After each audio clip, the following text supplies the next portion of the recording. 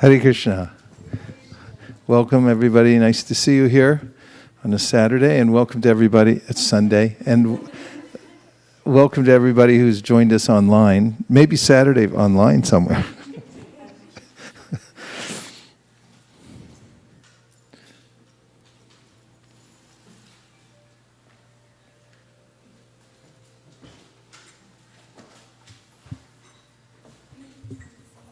What's that? Oh, okay. I don't know if I'm ready for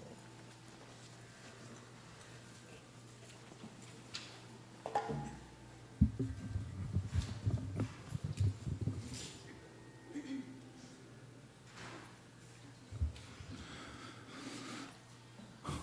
How's everybody's weekend going so far?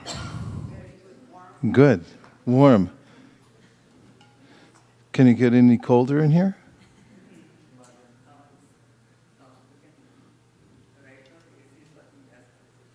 As hard as it can, okay. All right. Well, we remember our past. In our last temple, we had no AC at all. It used to be in the hundreds sometimes, even for big programs. Somehow or other people stayed. Jaya Radha Madhava Kunja Bihari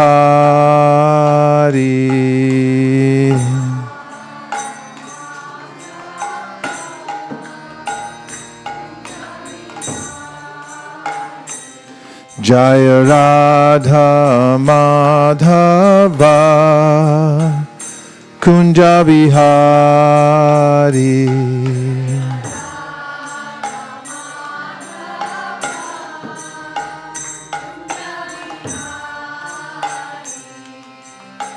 Gopi Jana Ballabha Girivardhari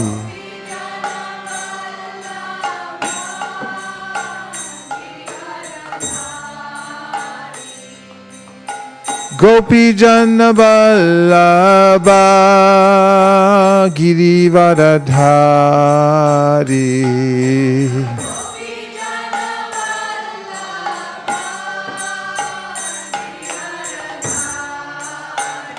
Jashodanandana Vrajajana Ranjana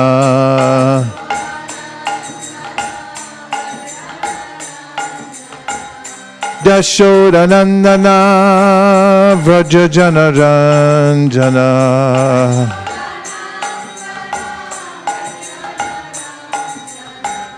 Jashodanandana Vrajajana Ranjana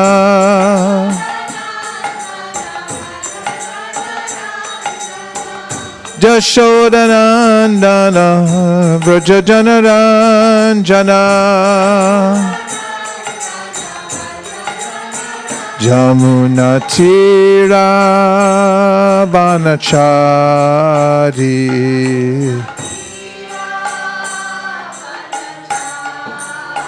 Jamuna Tira Banachari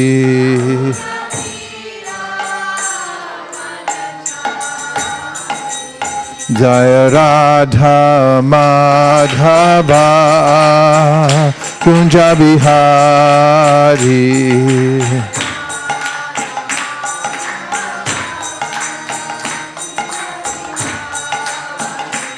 Jaya Radha Madhava Kunja Bihari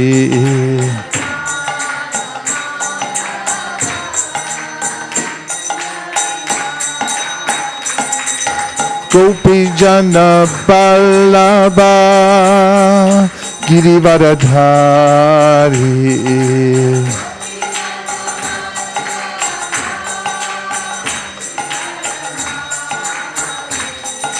Gopi Jana Ballabha Girivardhari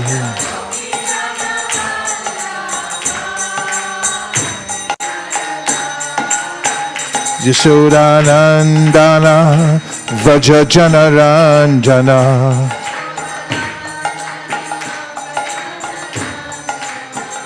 Yashodanandana Vraja Janaranjana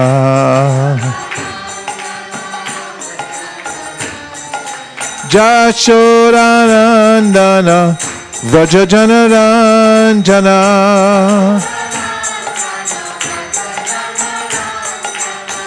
Yashodanandana Vraja Janaranjana Jamuna Tira Vanachari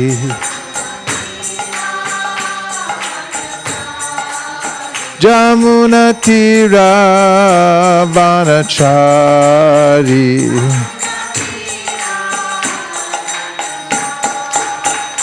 Jaya Radha Madhava Kunja Bihari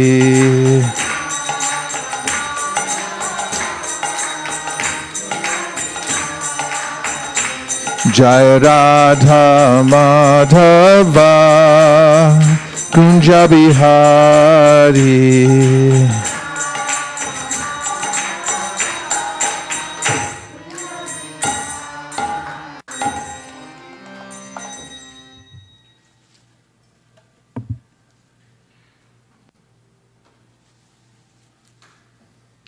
Om Jnanatimirandasya Jnananjana Shalakaya Chakshurun Militam Jena Tasmai Shri Gurave Namaha Jaya Shri Krishna Chaitanya Prabhu Nityananda Sri Advaita Gadadhara Shivasari Gaura Bhakta Brinda Hare Krishna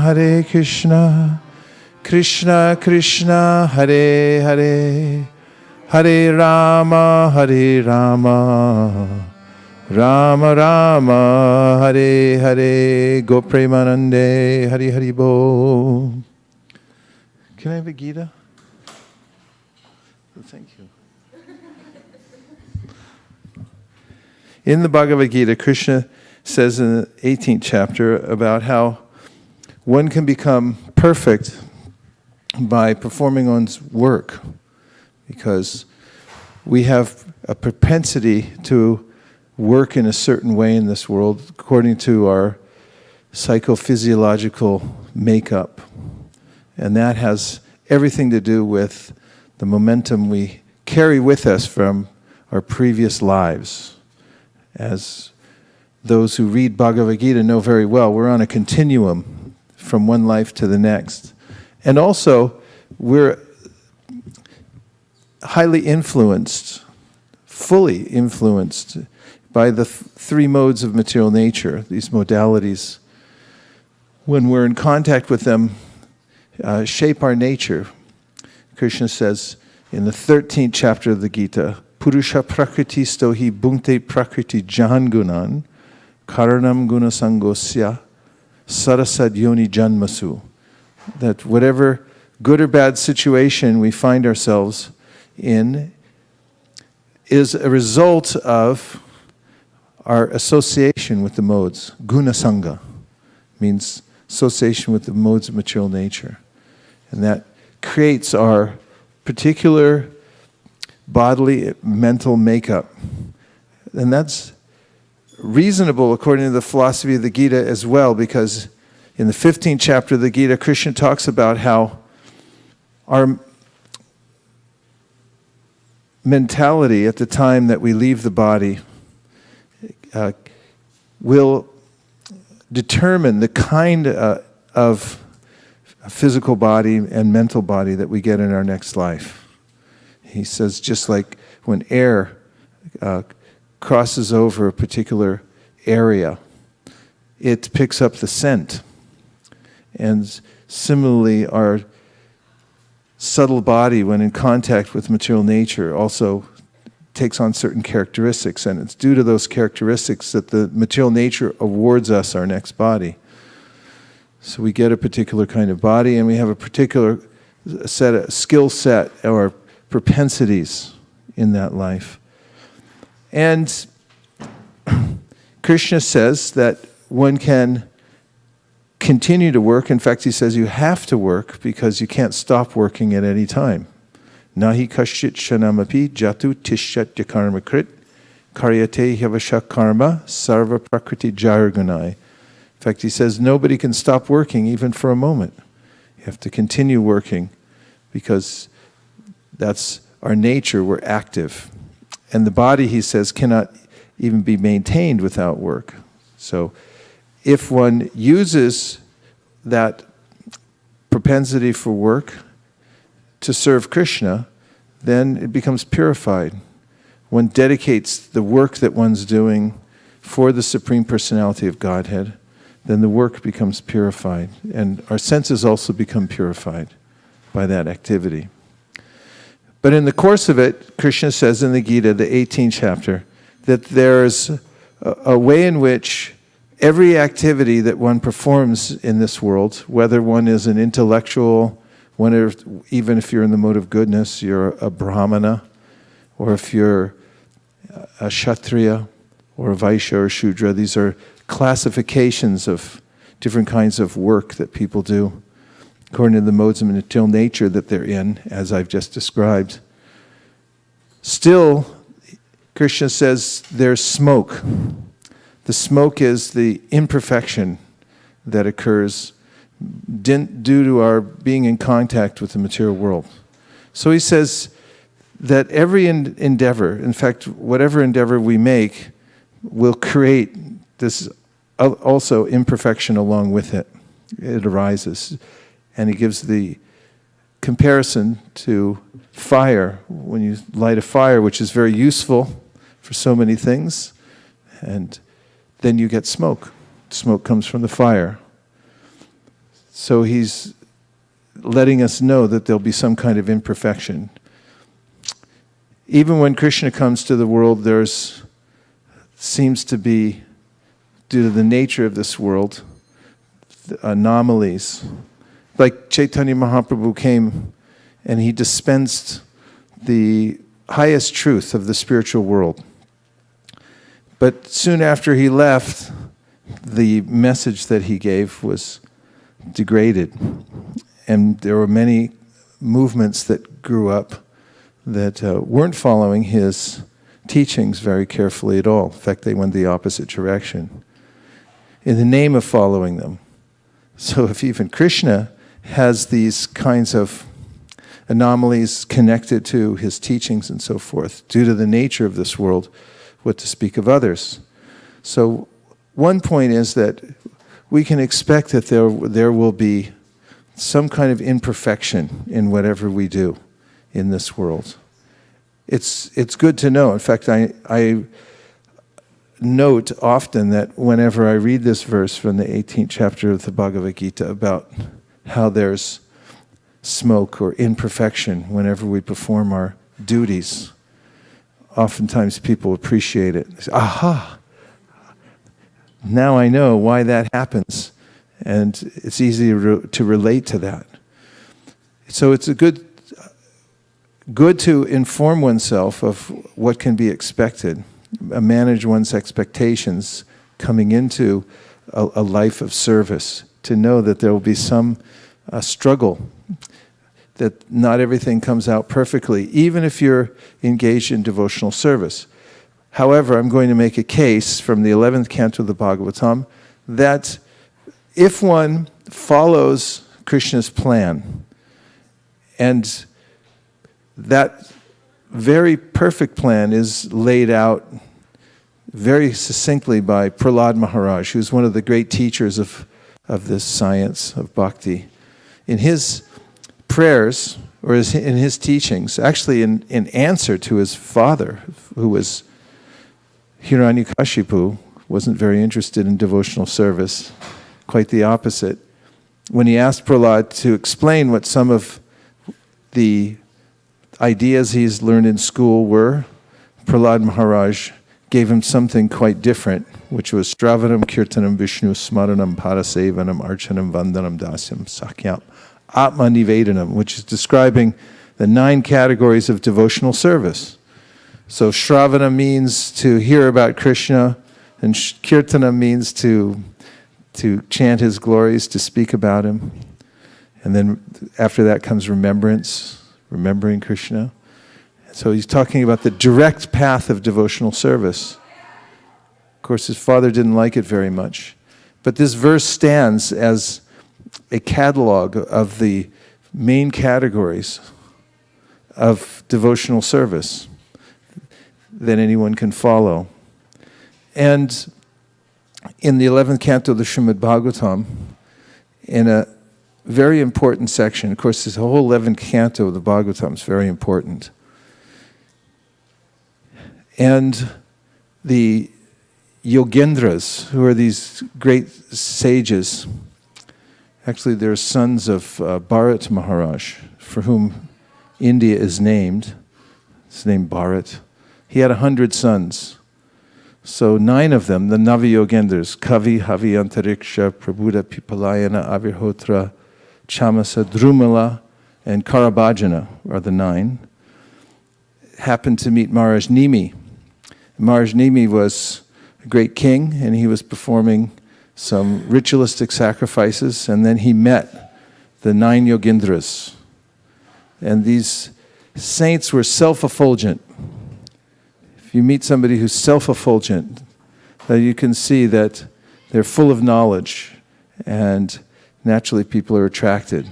Prabhupada was like that. Wherever he'd go, people would stand back and just marvel that this is not an ordinary person, self-effulgent. In fact, when the Yogendras showed up, and oftentimes saints like this just show up sometimes, which is always a good occasion to change one's life. That if you have some kind of intervention from a highly spiritual person, then you can take it that Krishna is inviting you to change your life.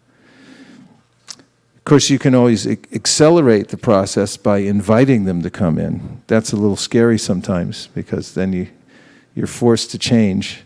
But it is one of the best ways to make advancement in spiritual life, is invite saintly people into your home. What do you think of that? Just invite them in. Do you have to rearrange anything before they get there? That's the best part. Because when sadhus, saintly people come to your house, you say, come on in, and you start looking around, you see through their eyes, and it's like, I don't think they're going to like that. And shouldn't it be a little cleaner? I know when we have saintly people to our house, we clean the house every week, and whenever it needs it. But especially when saints are coming over, you clean, you scrub underneath, on top, and you think everywhere. It's natural, and also you may move things that you don't. You want to make an impression or something like that, but it helps, because when they come into your life, then you have to assess through their eyes, is my environment purely spiritual or not? And sometimes when they just show up, then it's really interesting. Because then you might have a lot of explaining to do. And in the process, however, they help us to take away our attachments. In fact, it's mentioned in the Bhagavatam that Yudhishthira said this to Vidura. It's a famous verse. Bhavadvida bhagavatas tirta bhuta swayam vibho tirta kurvanti tirtani swantak stena gadabrita.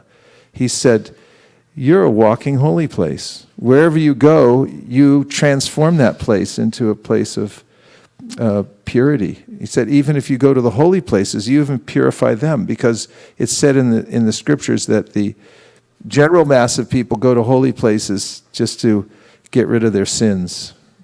They go take a bath, they're like, okay, I feel better now. Let's go back to the city and catch a movie. And when the saints come there, they actually clean up the holy places by their presence. It's profound. So he said, you carry Krishna within your heart, and therefore wherever you go, you purify all those places. He said that to Vidura. So imagine the Yogendras, the 9 saints, and they're traveling together, and they showed up, at Maharaj Nimi's sacrifice that he was performing. And it's said that the assembly around the king was so impressed, and so was the king. They all stood up, but even the fire stood up. The fire sacrifice was going on. The fire stood up to honor these saints coming in. And then there's dialogue. Maharaj Nimi offered prayers to them and honored them and invited them to stay and sit down, which is really the spiritual process. If you can get in the proximity of advanced devotees and just listen and inquire, then naturally by that association you advance in devotional service. Even it's said in the Shastra that when you go to a holy place, your main duty when you get there is to find out the very advanced spiritual people who tend to live in those places and inquire from them and listen. The vibration that they make in their daily routine, their bhajan, we say, what is your bhajan? Is what they do every day. This is what we always do. And that sound vibration is, it represents the momentum of their entire spiritual life and what's in their heart, because sound carries consciousness. And when you get around those whose consciousness is very high, the sound vibration is very high. And it's by sound, anavriti shabdat. The Vedanta Sutra says, we can become uncovered and our spiritual nature revealed by that transcendental sound. So Maharaj Nimi then appreciated the great fortune that he had for meeting some sages. Srila Bhaktisiddhanta Saraswati Thakur used to invite all the residents of his temples. He had sannyasis and brahmacharis living in the temple, and he'd tell them, every day you should go out and visit people's homes. Just go knock on at least 3 doors, he said, every day. So it'll be good for you and it'll be good for them. And Prabhupada said the same thing. He told everyone, if you go out and meet people and introduce them to Krishna consciousness in very pleasant ways, it'll be good for you and it'll be good for them, both. Because Srila Bhaktisiddhanta said, even if people don't want what you're offering, just seeing people walking around, spiritual people who are dedicated to the practice of bhakti, they'll get benefit just from seeing them. Even if they say, no, thank you, not right now, they'll get great benefit.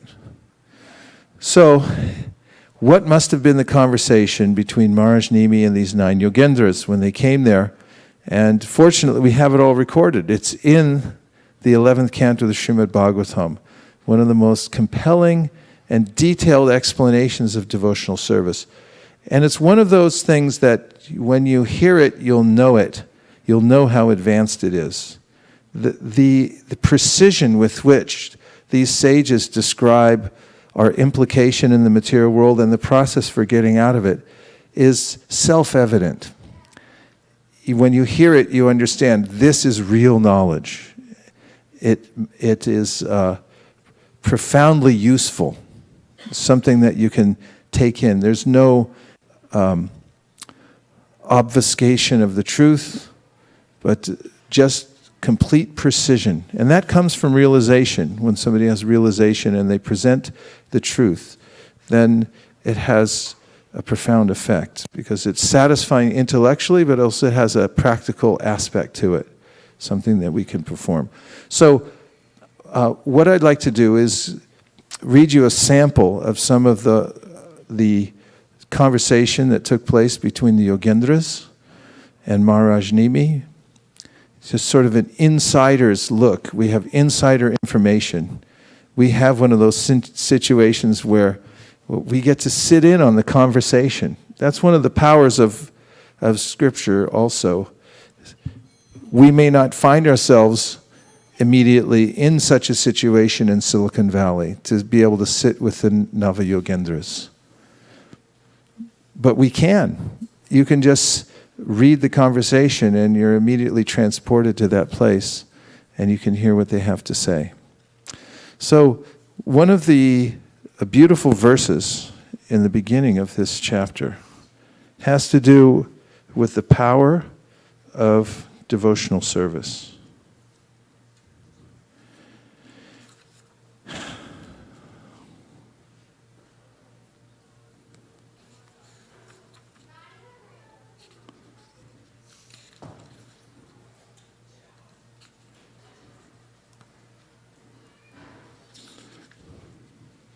Now here's an amazing verse.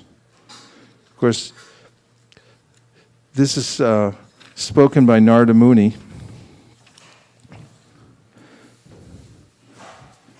You'd like to hear something from Narada Muni, right? Yes. Okay, so this is from 11 to 12. 11 to 12.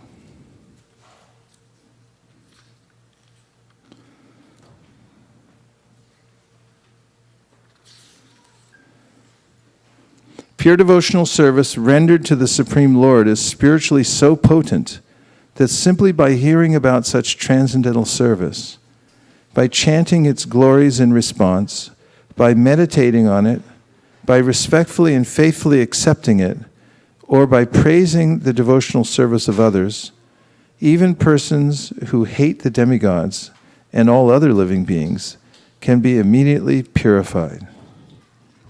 Purport: Srila Bhaktisiddhanta Saraswati Thakur has commented that the word Saddharma refers to Bhagavat Dharma. This is also confirmed by Sridhar Swami. Bhagavat Dharma is spiritually so powerful that even those who by worldly standards are implicated in various ways in sinful behavior can easily be purified by adopting any of the processes mentioned in this verse. In the practice of ordinary piety, one worships God with the expectation of receiving something in return for one's service. Similarly, the impersonalist aspires for his own liberation, wishfully thinking that he will become equal to God. In Bhagavat Dharma, however, there is no such impurity. Bhagavat Dharma is devotional service to the Lord in which the only objective is the satisfaction of the Lord. If one rejects this process and instead wants to hear about, teach, or meditate upon other processes, the chance for immediate purification is lost. Neither ordinary materialistic yoga processes meant for achieving mystic powers, nor impersonal processes based on speculation have the power to purify immediately those who have fallen into sinful behavior. Saddharma, everyone say Saddharma, or Bhagavat Dharma, pure devotional service to the Supreme Personality of Godhead, is unique in that even the most fallen souls can immediately rise to the highest perfectional stage by surrendering at the lotus feet of Krishna or his pure devotee. This was vividly demonstrated in the preaching work of Chaitanya Mahaprabhu, especially in the case of the sinful brothers Jagai and Madai.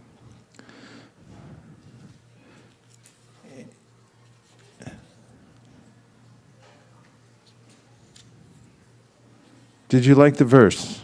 Yes. Okay.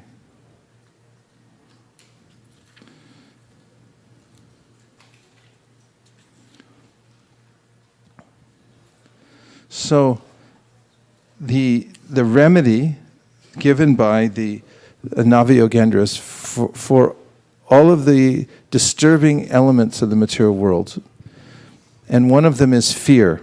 There's great fear in the material world, based on the fact that I'm holding on to that which is temporary, expecting it to last, and it won't. This causes great fear. There's this constant stress in the material world due to this fear. And this comes up in the dialogue between Maharaj Nimi and the Navayogendras, in which they describe how fear is based on misidentifying oneself to be what one is not, the material body. So he says that bhayam dvitiya abhinibeshita syad. Syad means something arises, and what arises is bhayam, or fear. And what's the cause of it is called dvitiya. Dvitiya means two things. There's two, dviti. And actually, there's only one thing. There's only Krishna. And we're parts and parcels of Krishna.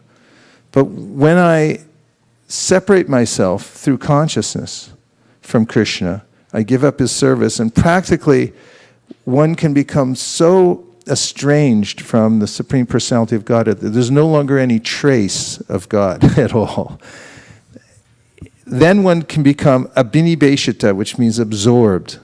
Absorbed in that which is not Krishna. And that's not possible because everything's Krishna. As Krishna says in the Gita, Aham sarvasya prabhavo matak sarvam pravartate iti matva bhajante mam buddha bhava samanvita. He says that everything emanates from me. God is that from whom everything else emanates. There's nothing that's separate from God.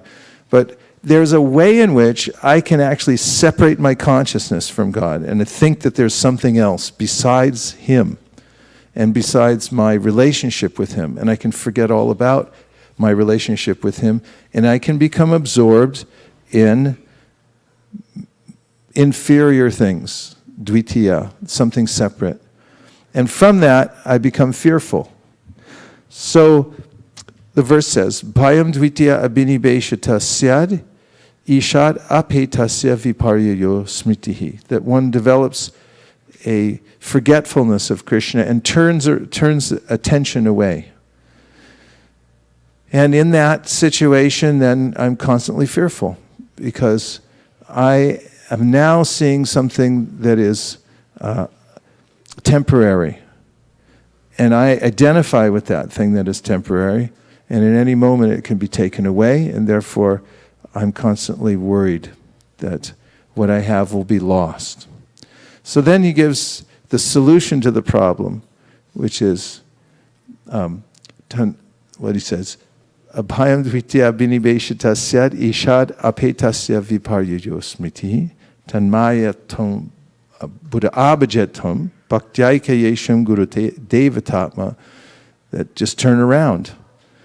Turn your attention in the other way. Actually turn your attention back towards Krishna. And then that darkness which was created, the shadow that was created by turning your back on Krishna, will then be eradicated, and you'll see the light. And if you do that with one-pointed attention, then you'll be satisfied. The fear will be dissipated. And in talking about how effective devotional service is, Srila Bhaktisiddhanta Saraswati Thakur says that even in the very beginning stage, even when one just begins to practice devotional service, one can experience this fearlessness. And I remember the first time that I read the Bhagavad Gita even, when I came to chapter 2, and Krishna began to explain to Arjuna, who is extremely distraught. Did you notice that? Did you ever feel like that? All the time?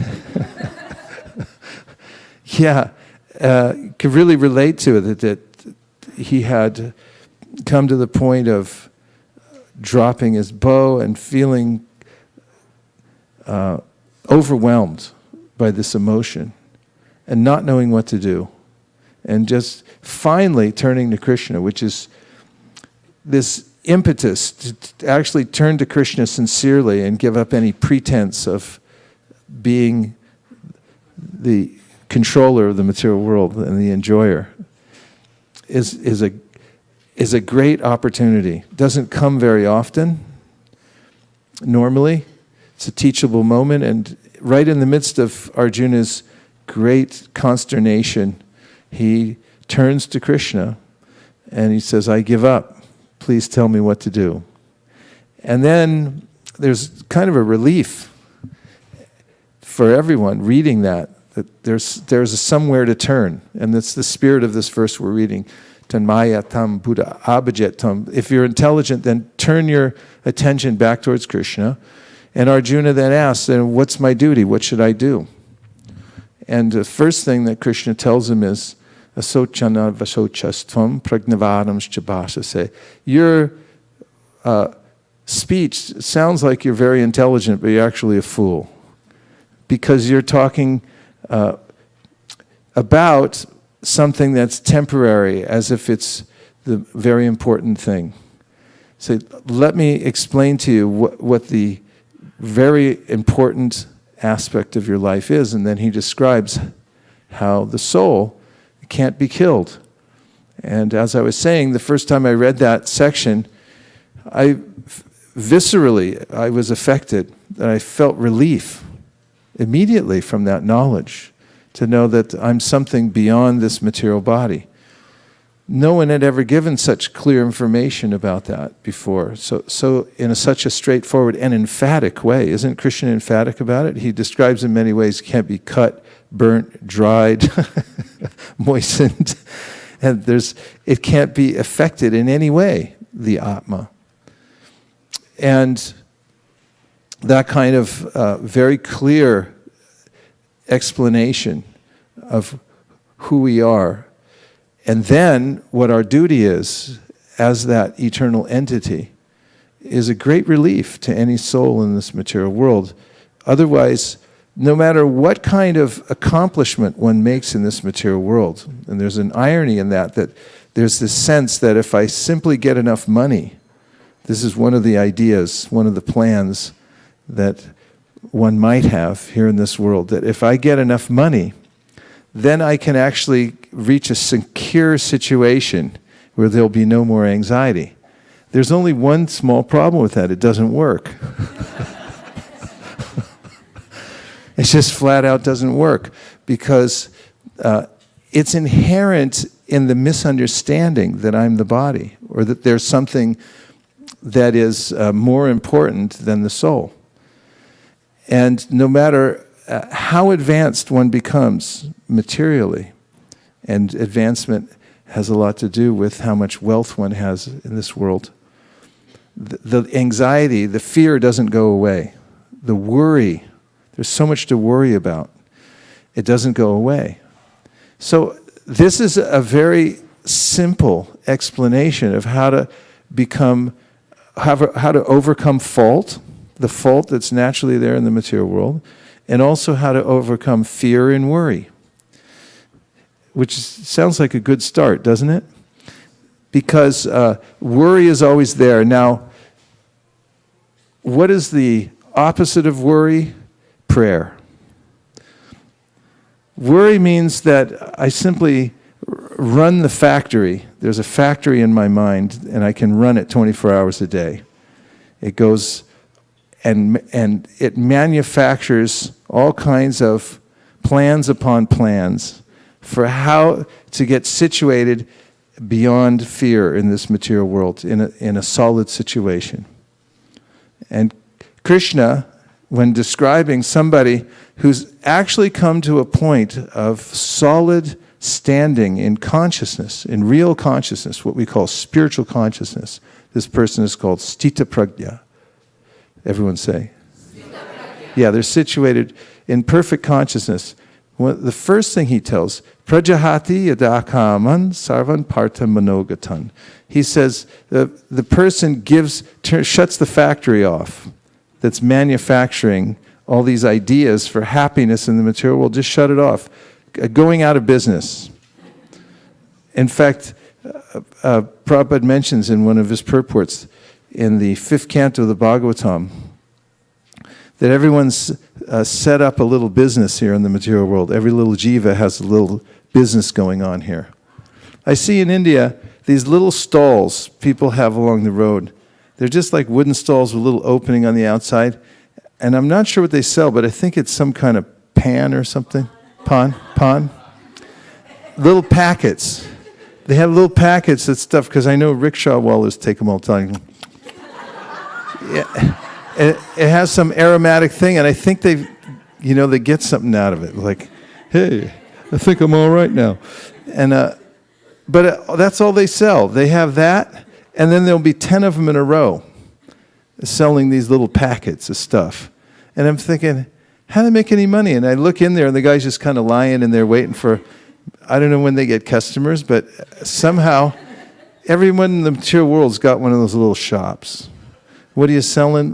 A little packet of this or that to try to make things better. Even these big corporations, they put a big name on the outside and they have a water element shooting up and it lights up at night. What are you selling? Pawn. That's what it is, electronic pawn. And everyone's got a little shop. And little Jiva thinks, I got a chip. I got a chip in the game. I'm going to be okay. But not really, because you can't win. You can't win that game. And to get out of business, Krishna gives an opportunity. He said, look it, small-time operation, losing proposition, you're going to go broke anyway. What you're selling is junk. I'll set you up in a nice thing. I'll give you everything. I'll give you the investment capital, start your own business, and you're going to be okay, and I'll back you even if you fail. You'll be good. It was like, no thanks, I'm good. No, you're not good. But he says in the 5th canto that Krishna gives this opportunity to every living entity to close down business here in the material world. Just shut it down, little Jiva. It's not working out. It's not. The pawn business is just... And then this is the purpose that Krishna is giving over and over again. Get a real life. Start something, a real business that you can actually get real capital. That propensity that I have to want to get ahead, to want to get security, it's all valid. But I'm just doing the wrong business, that's all. So the Navayogendras come along and they give this real knowledge that satisfies us because they say, okay, everything that you're hoping for and the way that you're trying for it is natural because you're a living entity. You have interests. You have ambition. But you're just doing the wrong business. It's not going to work out. Let's get you set up in something new. And so that's the process called Bhagavat Marg.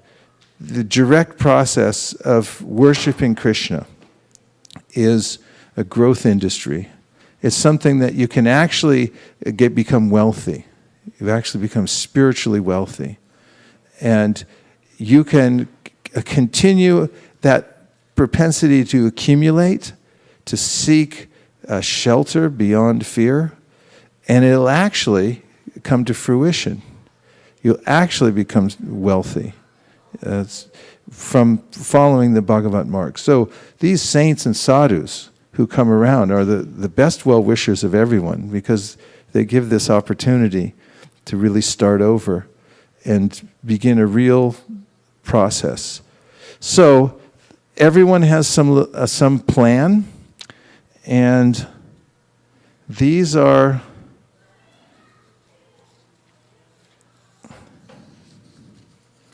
described as dreamlike conditions. In the 6th canto of the Bhagavatam, let's look at this verse, 6:17-30.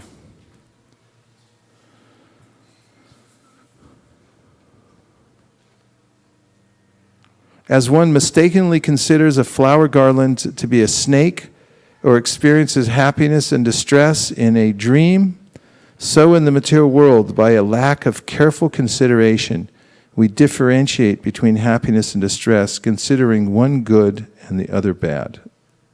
Let's read it together.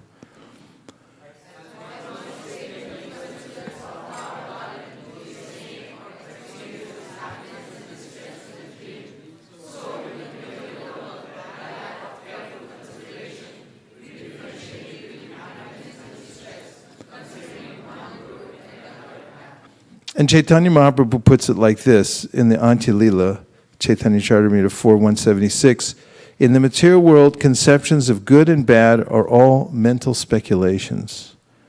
Therefore, saying this is good and this is bad is all a mistake. And Prabhupada writes in his purport, Krishna, the Supreme Personality of Godhead, is the absolute truth, ever existing with different varieties of energies. When one is absorbed in the illusory energy of Krishna and cannot understand Krishna, one cannot ascertain what is good for him and what is bad. Conceptions of good and bad are all imaginations or mental speculations. When one forgets that he is an eternal servant of Krishna, he wants to enjoy the material world through different plans. At that time, he distinguishes between material plans that are good and those that are bad, but actually, however, they are all false. So, best to take Krishna's plan. And the plan that Krishna gives is really clear in the Bhagavad Gita. He just says, dump every other plan and take mine. Sarva dharman parityaja mamekam sharanam braja aham tvam sarva papepyo mokshayishami ma suchaha. And don't worry anymore. Because worry is caused by trying to create my own plan. So this is a great relief. Forget about it. It's not going to work. Never has, and it never will. But Krishna's plan always works. And if you just follow it, and that's the process of Bhagavat Marg, the direct process of worshiping Krishna. And as I began, one can even go on working. It's not that you have to abandon your household or your car or your job or anything else, but you have to turn your attention and all the resources that you're using towards Krishna's service. Use them in Krishna's service. And at the same time, stane stita shutikatam tanuvan manobir, you have to start the direct process of Bhagavat Marg by hearing and chanting about Krishna. If you do those two things from any situation that you're in, you can come to the highest perfectional stage of life, irregardless of who you are or what situation you're in now. So, rather than worrying and trying to maintain a temporary situation in the material world that's doomed for failure, you can transfer your assets and your allegiance to Krishna's plan. And rather than worrying, you can transform worry into prayer. Instead of worrying, then pray to Krishna. That let me be more connected to your plan. And as we do that, then our life becomes productive, happy, and perfect. Om Tat Sat. Now we'll take some reflections. Anything that you heard so far that's stuck in your mind.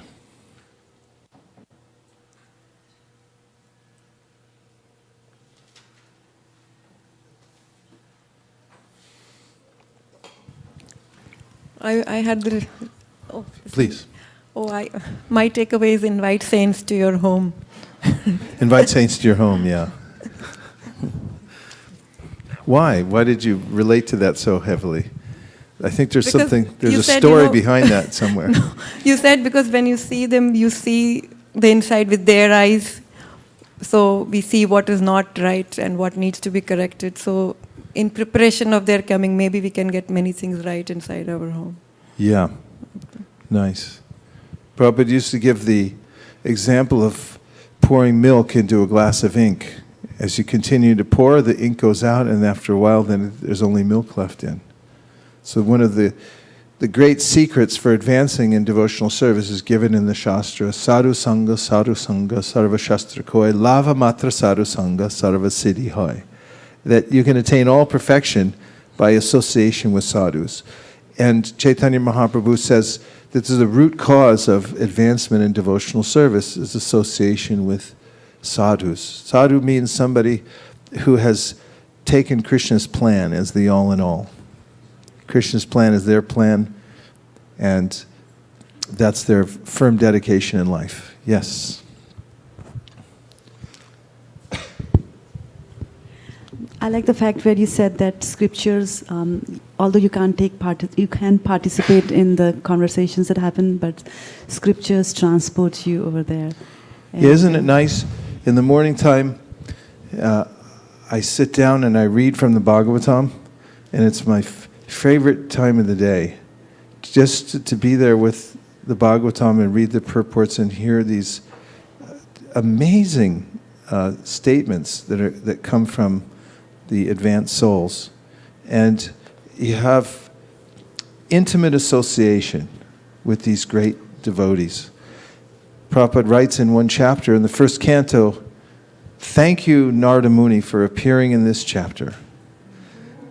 And that sense anyone can have by regularly reading the Bhagavad Gita and the Srimad Bhagavatam and the Chaitanya Charitamrita.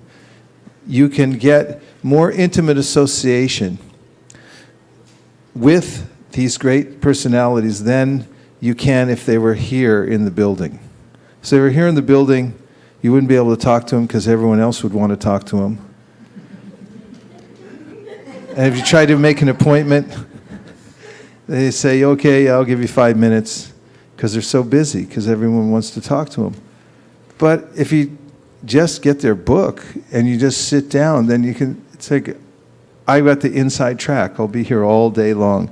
Prabhupada used to say, everything I had to say I put in my books. If you want my association, read in my books. And this is one of the great secrets of the Sampradaya, is that the intimate teachings of the great souls are right there in the books. Chaitanya Mahaprabhu personally got the Brahma Samhita and the Sri Krishna Karnamrita and had them copied, and then took them to all his closest associates and said, "Here, read this. If you want to actually connect to spiritual life, read this."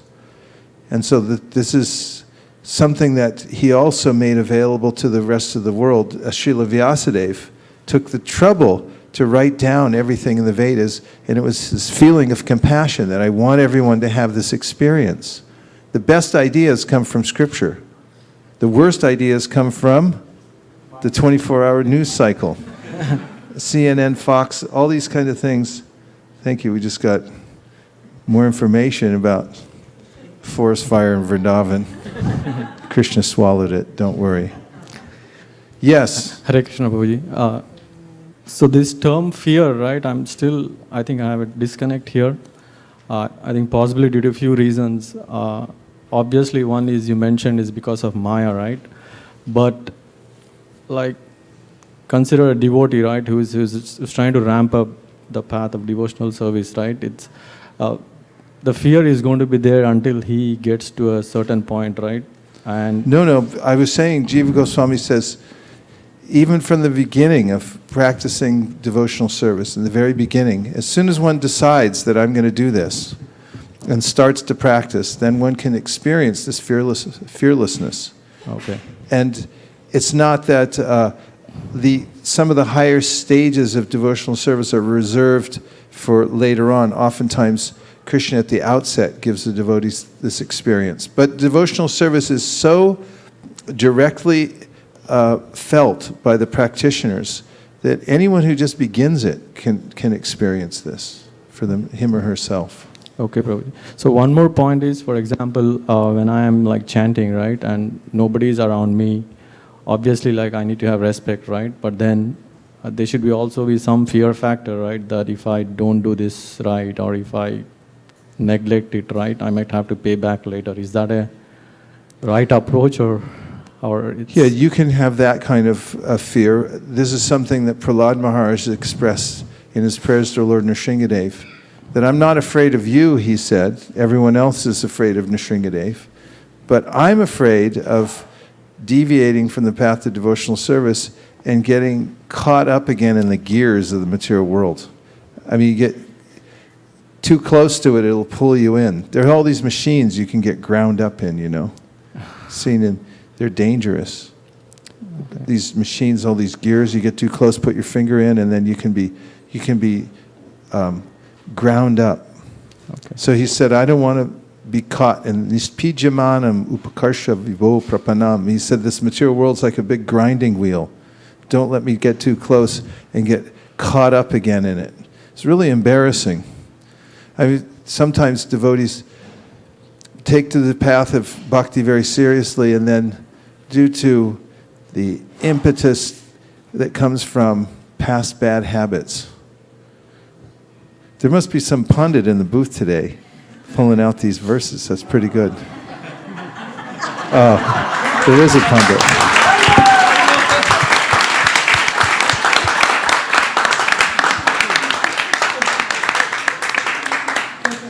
Right.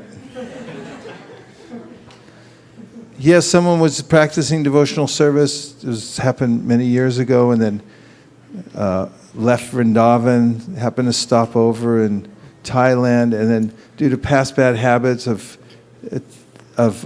drug taking, said, "Oh, let me just try one more time," and immediately died from an overdose. Very embarrassing situation, to say the least. So one should be fearful of material existence. But that's a different perspective than being absorbed in the concept that I'm the enjoyer of the material world and I'm trying to protect my assets. As described by Shukadeva Goswami, when he first started telling Parikshit, when he first starts telling Parikshit Maharaj about the trap of this material life, he describes how one considers the body and one's family and one's money to be protectors. And then he said, they're just fallible soldiers. They can't really help you. Deha patra kalatradishu atmasaini susatsapi. Tesham pramantu nidhanam pashyanapi na pashyati. Faster than the speed of mind he is. And so one has to altogether come out of the concept of material life, but that fear factor can be there. I should be afraid of the material world. A healthy fear, not so that you become incapacitated, but you have to be a little careful to advance in spiritual life, because it's described that the path of spiritual life is like the razor's edge. If you're inattentive and you think that now I can enjoy the material world again because I'm entitled, because I'm so advanced spiritually, then immediately there's bloodshed. Keep yourself as a beginner at all times. Don't consider, now I've become so advanced. In fact, I was just reading how at one time some reporters asked Prabhupada, so you're the guru of Allen Ginsberg? Allen Ginsberg, for those of you who don't know, was a famous American poet from the Beat generation. He was a very well-known personality, and he was famous. And he had some interest in chanting Hare Krishna, and he aligned himself with Prabhupada to a certain degree. He helped get him into the mantra rock dance, or get a lot of people to come because his name was on the roster. And Prabhupada had him chant a little bit on the harmonium. He was a wild character, and he wrote a lot of really far-out poetry and so forth. In any case, the reporter said, you're the guru of Allen Ginsberg? And Prabhupada said, no, I'm everyone's servant, not guru. You know, this consideration that I'm a servant, of being careful, is one of the aspects of staying in the consciousness of being a servant. Servant, not an enjoyer, not a master, but a servant of the servants. You'll find this is a characteristic of all advanced devotees. They're humble, great humility. What other things? Yes. Worry is a sign that I'm not praying enough. Worry is a sign that I'm not praying enough. I mean, something. That I'm not praying enough? Yeah. What's a sign? Worry. Oh, worry is a sign you're not praying enough. Yeah, and I was also saying, transform worry into prayer. Don't worry, pray. We can make a button. Don't worry, pray. Because worry doesn't do you any good anyway. It's a burden. It just drags you down. But if you can just turn it around, and instead of worrying, then start praying. Stop worrying, start praying. As worry is like the opposite. It's like, oh, what's going to happen to me? And I'm depending on my own plan. But if I change that into prayer, it's like, Krishna, you know what's good for me, and you're in control. Please do whatever you like. That's a good prayer. Please help me in whatever way you think is best. And keep the Maha Mantra going, which is a prayer saying, oh Krishna, oh Radharani, please engage me in your service. Please help me. Hare Krishna, Krishna Krishna, Hare Hare, Hare Rama, Rama Rama, Hare Hare. That'll work. Yes. Microphone to the back.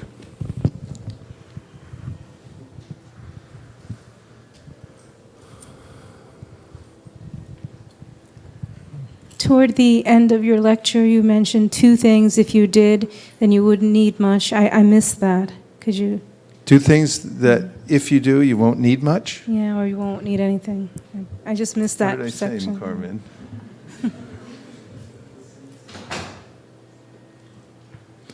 I probably missed it too, huh? Okay, this will work. Transform. Yeah, align yourself with Krishna's plan. Krishna's plan always works. As my friend Donna Dharmar said, it's like we're playing a chess match, but Krishna's billions of moves ahead of us. He already sees 10 billion moves ahead. You know, what we're going to do. Little Jiva's like, let me try that, you know. But Krishna knows, and he's trying to play us in such a way that we'll come to our own conclusion and say, okay, I'll just take your plan. Then you don't have to worry. It's very practical also. It's just like recently I wrote this book, and there was a lot of consideration about once the book is done, well, where's the copyright go, where's the money go, this and that. And then I just said, okay, it belongs to the BBT. I signed over the copyrights, not my book anymore. And I can say, as soon as I did that, I felt complete relief. I didn't have to worry about it. Say, how many did sell? I mean, I'm happy if books sell. You know, that's one of the reasons you write a book. But I have no personal stake in it, so I really don't. I'm not that concerned. And I can just see it applies to all the aspects of our life. If we sign over the deed to Krishna, and say, okay, I'm just working for you. Then the burden is no longer on you. Your burden is just to perfect your service, and you don't have a personal stake in it. Therefore, you don't have that burning anxiety about something going wrong, because you just like, it's up to Krishna. It's his stuff. I'm just managing it for him in the best way that I can. Of course, the devotee feels anxiety because he wants it to be done nicely for Krishna, but it's a completely different quality. When it's in Krishna's service, when you're doing it for him, you no longer have to worry about anything. And it's actually paradoxical, because the more one surrenders to Krishna and gives up one's personal stake in the material world, the more one is taken care of completely. And the more one tries to take care of oneself completely in the material world, the more one realizes how piecemeal that whole process is. It's very difficult to patch it all together. You fix one spot and the other one breaks loose, and it's like, you know, just fixing things all over the place. But there's one complete fix, which is sarva dharman parityaja. Krishna says, just give up, little jiva. Shut your shop down. Come with me. Jump in the car. You know, it's like, okay, I'll get in the car. I'm going with Krishna. Then you're okay. Malini.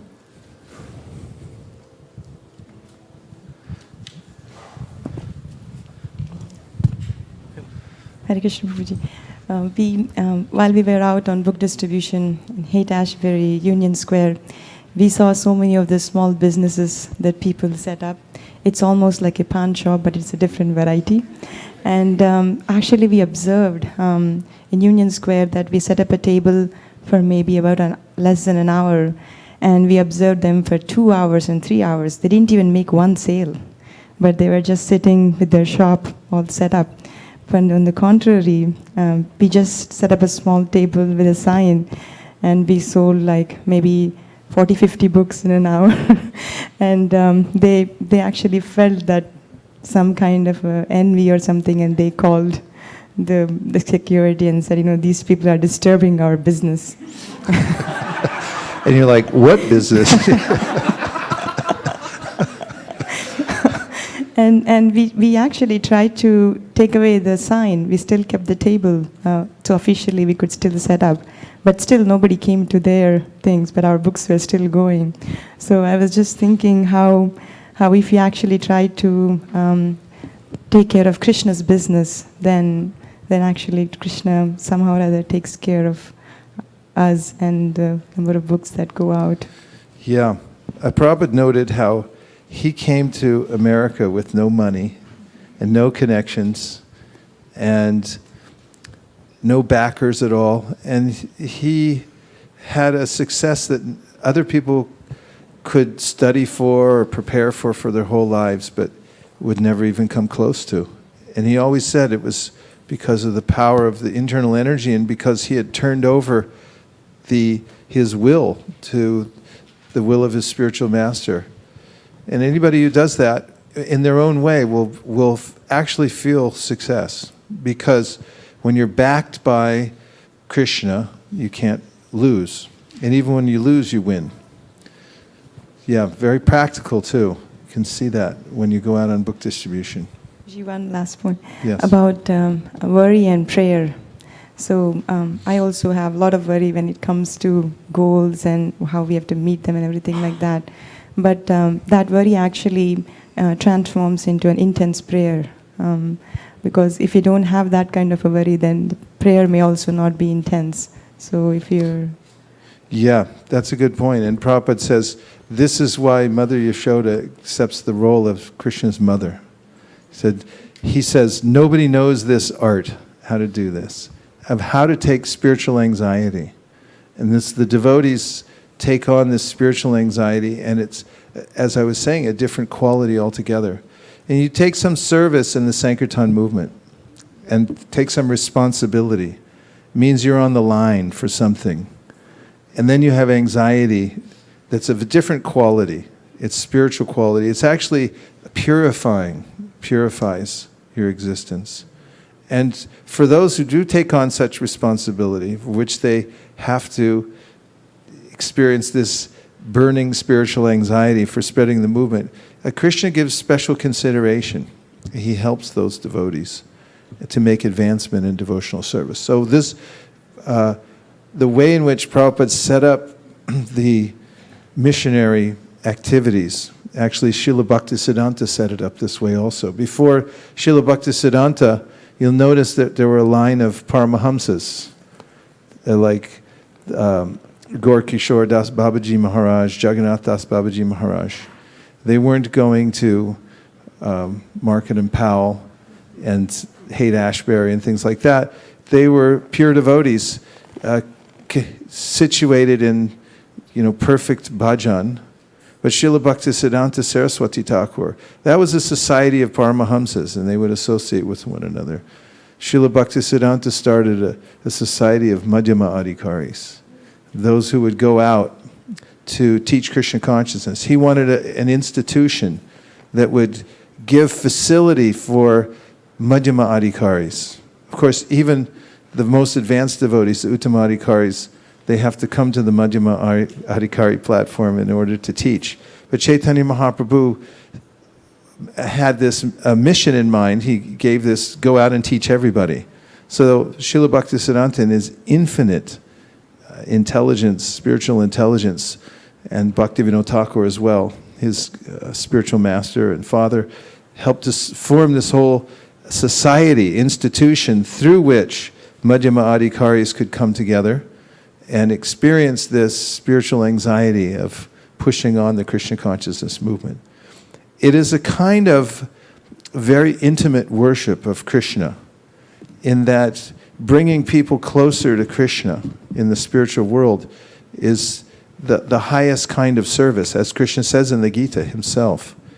And it is from this kind of service to Sri Chaitanya Mahaprabhu, taking this kind of an anxiety to spread the message of Bhagavad Gita and so forth to the people in general.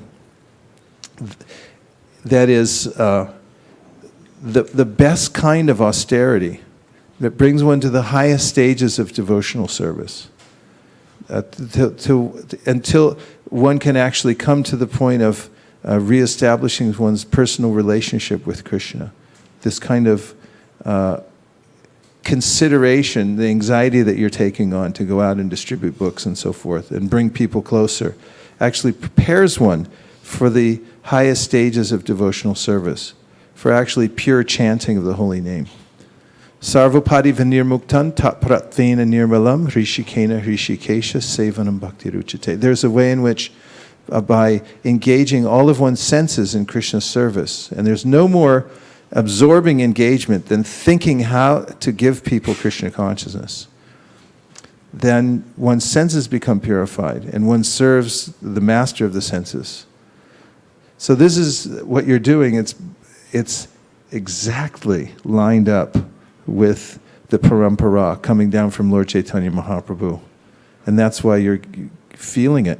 That's why you get realization, you get taste, and you get protection also. Those who take this kind of responsibility they become they're insulated from the attacks of Maya. Yes.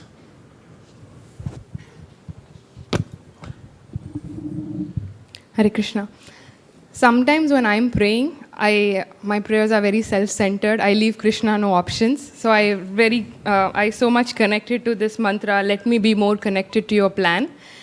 Because that brings out the asset of a pure devotee, that is surrender. And Krishna really loves it when you fully surrender to him and you're fully dependent on him.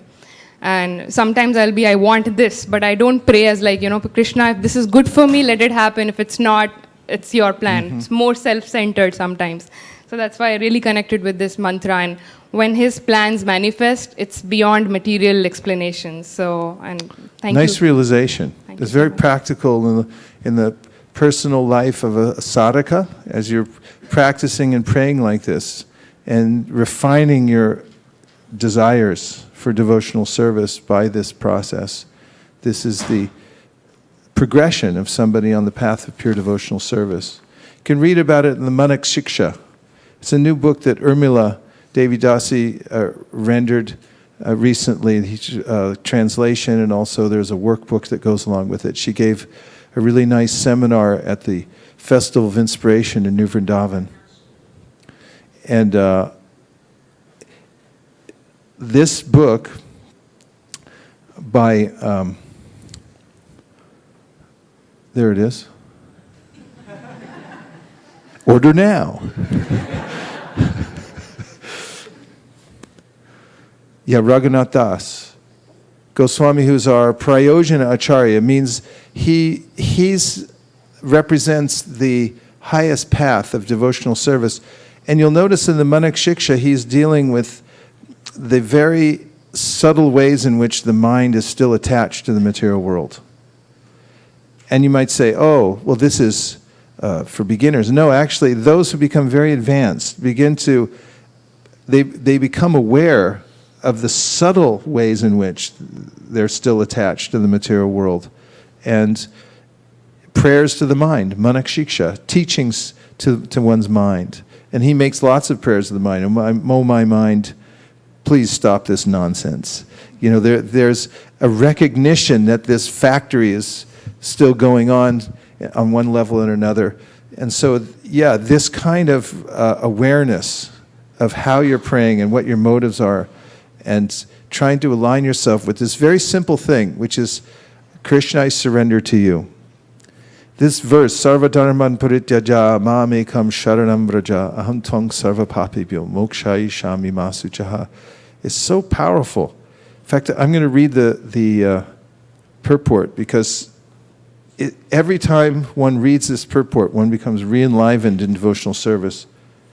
So when we hear this together right now, I guarantee you, you're going to feel as if it's a new life's experience. Are you ready for that? Yes. Sarva Dharman Parityaja Mamekam Sharanam Vraja Aham Tvang Sarva Papebhyo Mokshayishami Ma Shuchaha. Translation: abandon all varieties of religion and just surrender unto me. I shall deliver you from all sinful reactions. Do not fear. Purport: the Lord has described various kinds of knowledge and processes of religion: knowledge of the Supreme Brahman, knowledge of the Supersoul, knowledge of the different types of orders and statuses of social life, knowledge of the renounced order of life, knowledge of non-attachment, sense and mind control, meditation, etc. He has described in so many ways different types of religion. Now, in summarizing Bhagavad Gita, the the Lord says that Arjuna should give up all the processes that have been explained to him. He should simply surrender to Krishna. That surrender will save him from all kinds of sinful reactions, for the Lord personally promises to protect him. In the 7th chapter, it was said that only one who has become free from all sinful reactions can take to the worship of Lord Krishna. Thus, one may think that unless he is free from all sinful reactions, he cannot take to the surrendering process. To such doubts, it is here said that even if one is not free of all sinful reactions, simply by the process of surrendering to Sri Krishna, he is immediately freed. I'm going to read that again. Thus one may think that unless he is free from all sinful reactions, he cannot take to the surrendering process.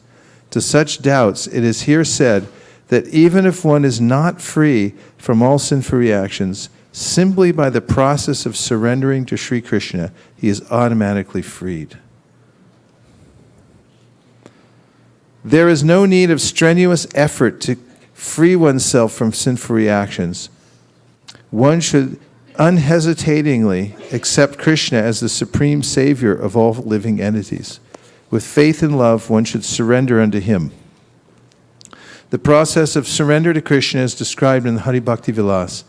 Anukulyasya sankalpa pratikulyasya varjanam rakshishyatiti vishvaso goptritve varanam tata atman nikshepa karpanye shadvida sharanagatihi. According to the devotional process, one should simply accept such religious principles that will lead ultimately to the devotional service of the Lord. One may perform a particular occupational duty according to his position in the social order, but if by executing his duty one does not come to the point of Krishna consciousness, all his activities are in vain. Anything that does not lead to the perfectional stage of Krishna consciousness should be avoided. One should be confident that in all circumstances Krishna will protect him from all difficulties. There is no need of thinking how one should keep the body and soul together. Krishna will see to that. One should always think himself helpless and should consider Krishna the only basis for his progress in life. As soon as one seriously engages himself in devotional service to the Lord, in full Krishna consciousness, at once he becomes freed from all contamination of material nature. There are different processes of religion and purificatory processes by cultivation of knowledge, meditation in the mystic yoga system, etc. But one who surrenders unto Krishna does not have to execute so many methods. That simple surrender unto Krishna will save him from unnecessarily wasting time.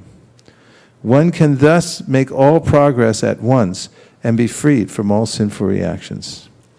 One should be attracted by the beautiful vision of Krishna. His name is Krishna because he is all attractive. One who becomes attracted by the beautiful, all-powerful, omnipotent vision of Krishna is fortunate. There are different kinds of transcendentalists. Some of them are attracted to the impersonal Brahman vision. Some of them are attracted by the supersoul feature. But one who is attracted to the personal feature of the Supreme Personality of Godhead, and above all, one who is attracted by the Supreme Personality of Godhead as Krishna himself, is the most perfect transcendentalist.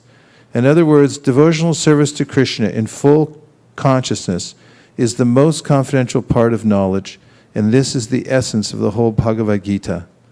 Karma yogis, empiric philosophers, mystics and devotees are all called transcendentalists, but one who is a pure devotee is the best of all. The particular words used here, ma shuchaha, don't fear, don't hesitate, don't worry, are very significant. One may be perplexed as to how one can give up all kinds of religious forms and simply surrender unto Krishna, but such worry is useless.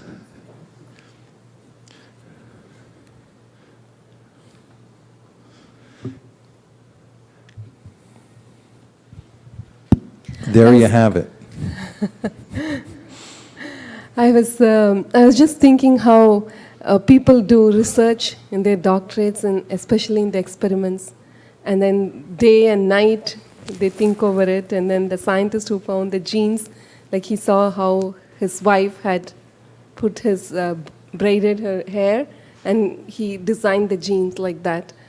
Like that, this verse is like we have been searching after searching, like how to be worry-free. And there are so many solutions in this world.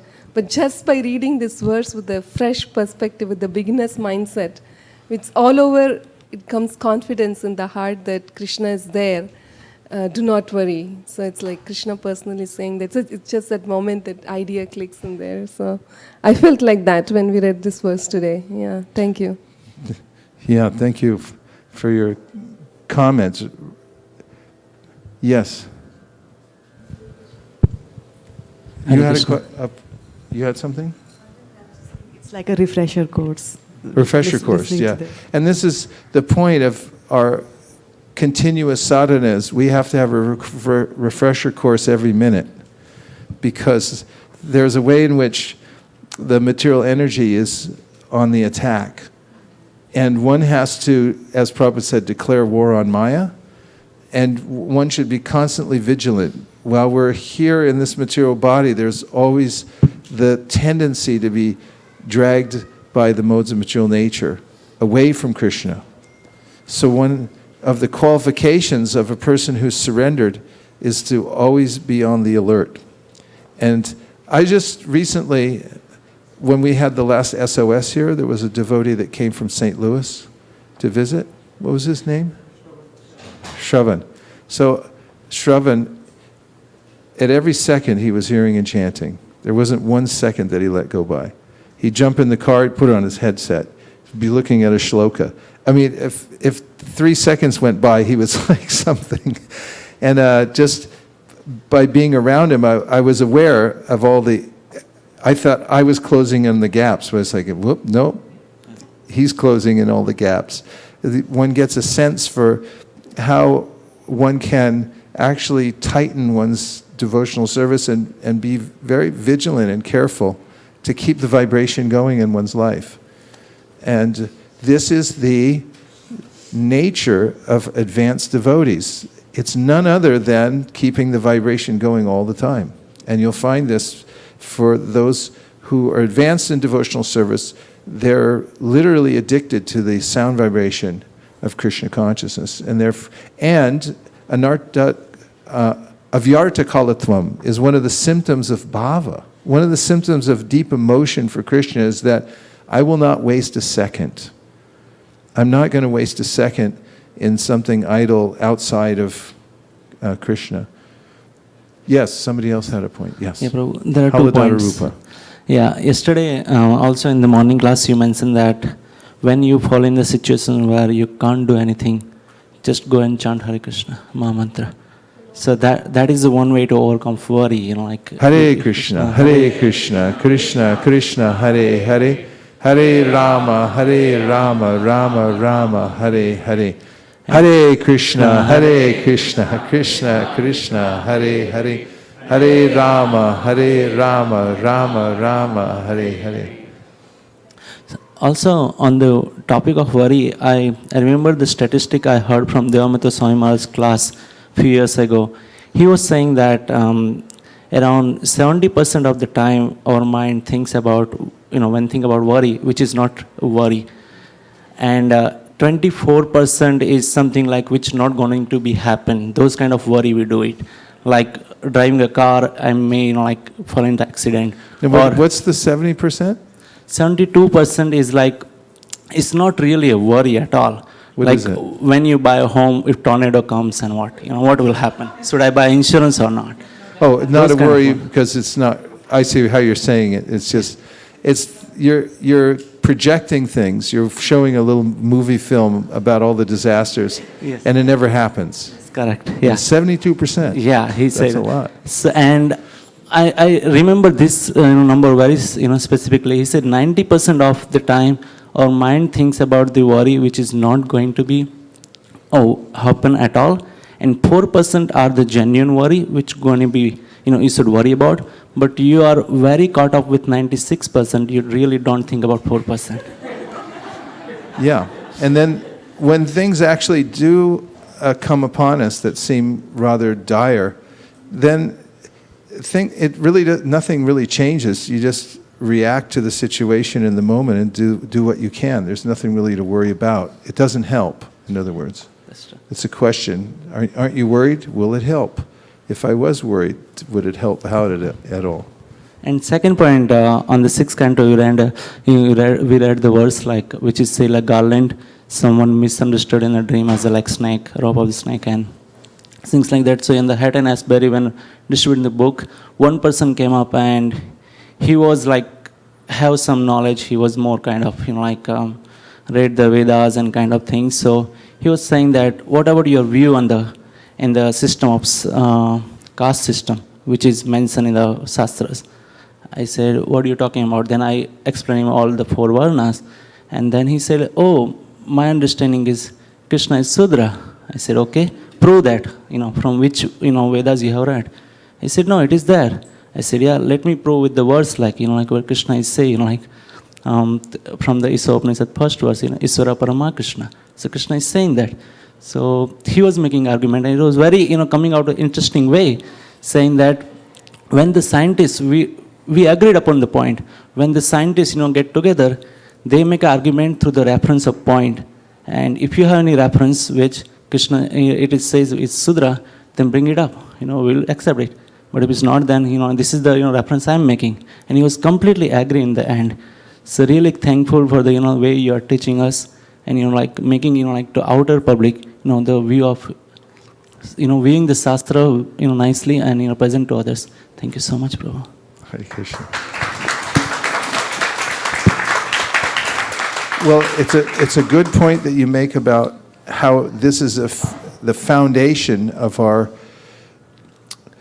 It's the foundation of our life, our spiritual life. It's actually embedded in the Shastra. That's bedrock.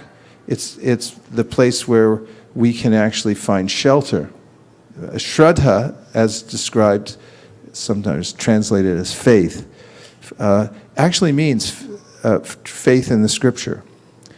When one has this, and this is coming from Rupa Goswami in the Bhakti Rasamrita Sindhu, this means faith in the Scripture, understanding that there is an infallible source of knowledge. And that's a prerequisite in any scientific endeavor. You have to have axiomatic truth on which to base the rest of your principles. You have to have these axiomatic proofs. In other words, there has to be some knowledge that's self-evident and that you accept as proving itself. It proves itself. It's self-evident. And starting from there. And those who, using their intelligence, and one of the functions of the intelligence is to doubt their way through the various options in the material world to come to the infallible source of knowledge, to accept that there is a well-reasoned way that one should accept that there's a supreme authority and that's represented, he's represented through Scripture. The Scriptures are actually infallible and so forth. From that position, one has a real standing in spiritual life. This is borne out in the description of the various levels of advancement of devotees. So the Kanishta Adhikari has this weak faith and also doesn't know Scripture at all.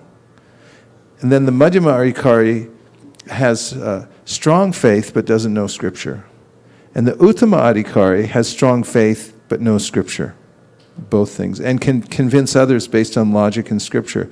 So having this connection to Scripture, just as much as a lawyer knows his or her books, because that's the foundation of law. You have to consult the law books. You can't willy-nilly walk into a courtroom and just say, yeah, whatever, You actually have to go to law school, and you have to understand how the law works, and you have to understand what's in the law books, and you have to present it. And there's a judge, there's a system.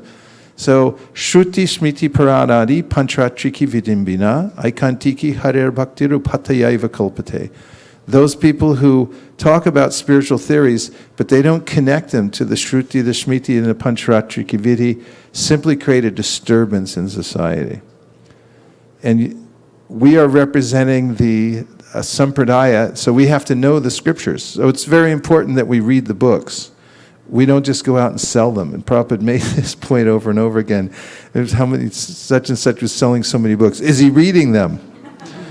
He wanted us to be able to do what you did today, to actually stand on a point and say, no, it says right here, what about that?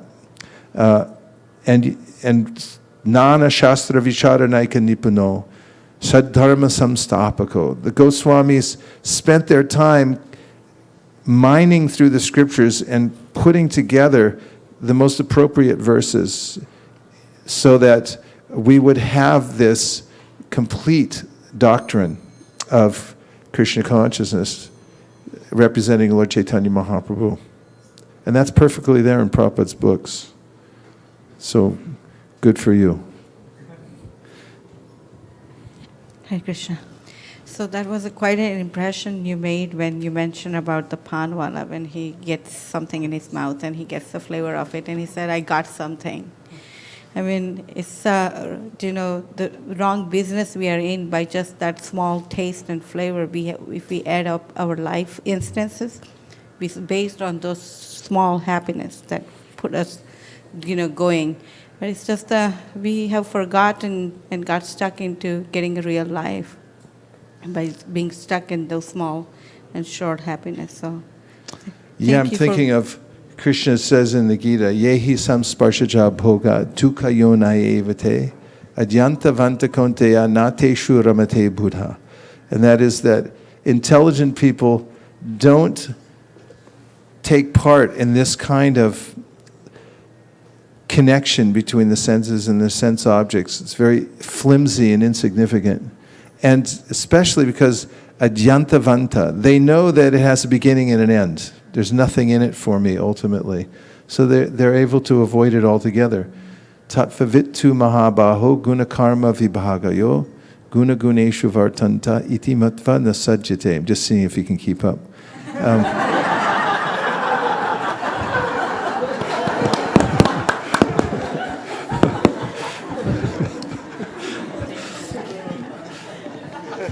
No, actually, it's an important verse in the context. Tattvavittu mahabaho, in which Krishna says somebody who's tattvavit, they know the truth. They know tattva.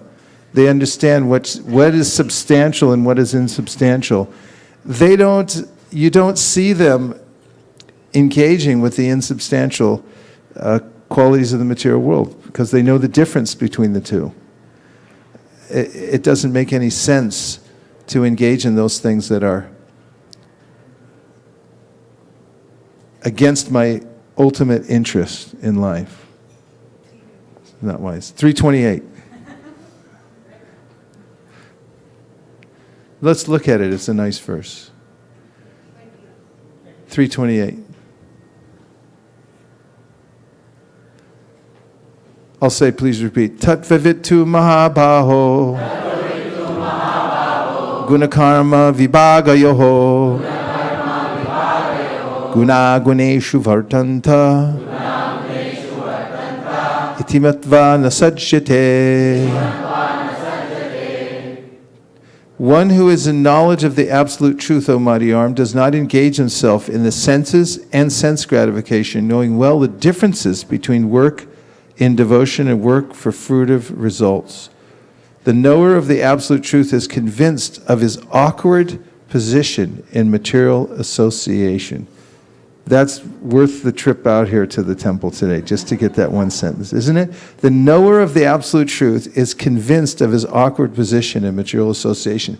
And I was just reading in the second canto of the Bhagavatam, in a very interesting verse, which Shukadeva Goswami says that anyone, even an ordinary person, can understand that he or she is a soul and not the material body by looking within oneself. You can see it for yourself if you just take a little time. And Prabhupada explains how to do it in his purport. And in the purport, Prabhupada says that frustration is a sign that we're actually eternal souls, because if we weren't eternal and we didn't have a higher standard, we wouldn't be frustrated with the lower energy of the material world. And therefore, you can understand that you're different from the material world by this frustration. So keep this in mind. Frustration is a good thing. Just saying. The knower of the absolute truth. Yes, would everyone please move up by 7.2 inches?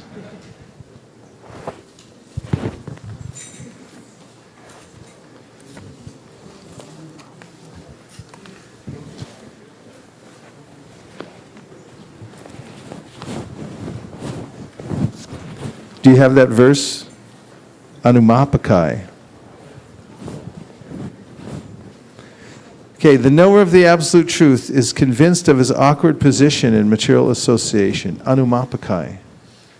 He knows that he is part and parcel of the Supreme Personality of Godhead, Krishna, and that his position should not be in the material creation. He knows his real identity as part and parcel of the Supreme, who is eternal bliss and knowledge, and he realizes that somehow or other he is entrapped in the material conception of life. Yeah, and just this point about the material creation. Anything that's created has problems. It comes out in the churning of the ocean of milk. As soon as the demigods and demons started churning, out came poison. And the created world has anomalies.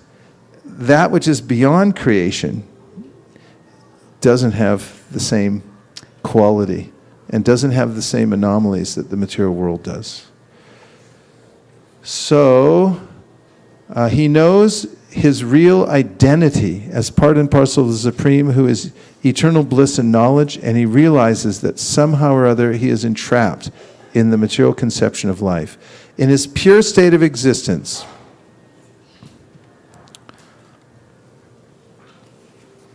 he is meant to dovetail his activities in devotional service to the Supreme Personality of Godhead, Krishna. He therefore engages himself in the activities of Krishna consciousness and becomes naturally unattached to the activities of the material senses, which are all circumstantial and temporary. I was listening to Rabindra Swarup Prabhu recently, a really wonderful series that he put out called Cure for Souls.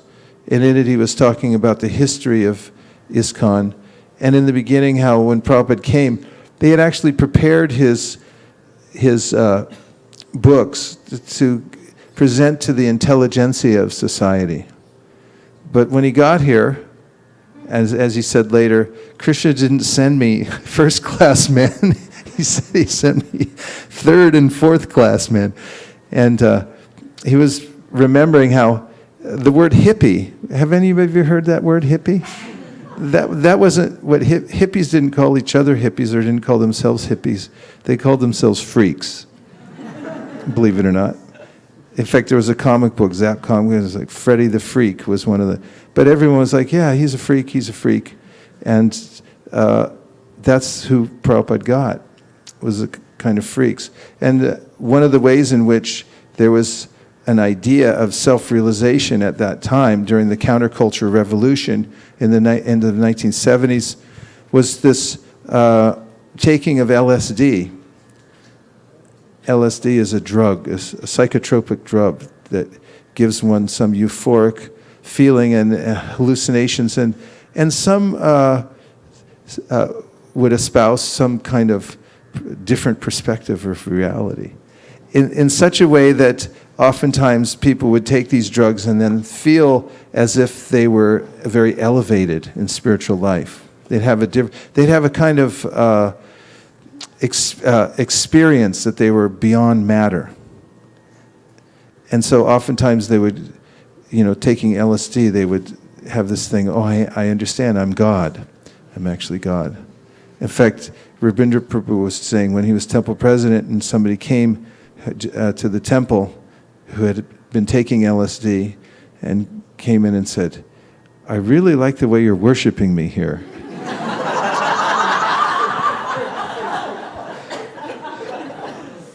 And so he points out that they had some gyan, but they didn't have any detachment at all from the material world.